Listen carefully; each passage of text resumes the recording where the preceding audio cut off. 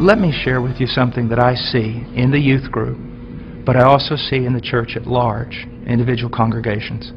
Because we have dumbed down the gospel, because we're not preaching the true gospel, and we are using carnal means to attract people. If you use carnal means to attract men, you're going to attract carnal men. And you're going to have to keep using greater carnal means to keep them in the church. So what has happened is this. We have these large churches filled with many unconverted carnal people. But in those churches, we also have this small group of people that honestly want Christ.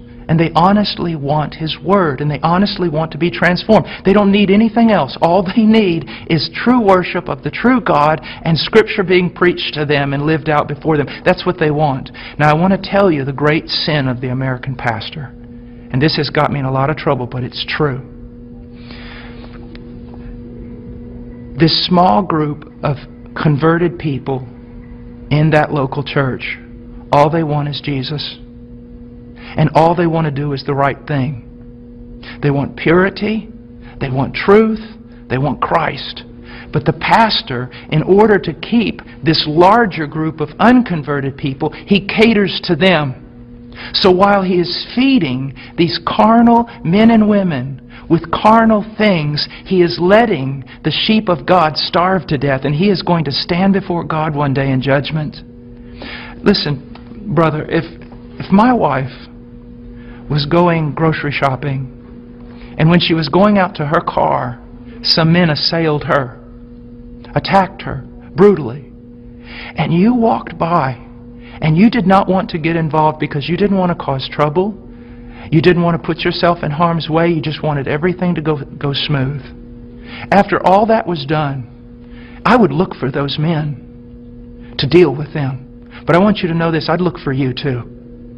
Because you had a chance to stand for my wife, my bride. And out of self-preservation or wrong ideas, you did not do it. You're just as much responsible as those men who attacked her. And that's what's happening all throughout America with pastors. It's the bride of Christ. There are sheep in all these churches, many of them, even churches that seem somewhat heretical in places. You'll usually find a group of people who truly want Christ, but the leadership is catering to the carnal and letting the bride of Christ starve to death, impoverished. And that is wrong. And there's going to be judgment for it. And the same thing is happening to the youth. I know young people that say, you know, Brother Paul, I listen to you all the time. And I said, well, what about your church? He goes, well, they don't preach this. It's not what the other young people want. And so they give them what they want. I'm starving to death.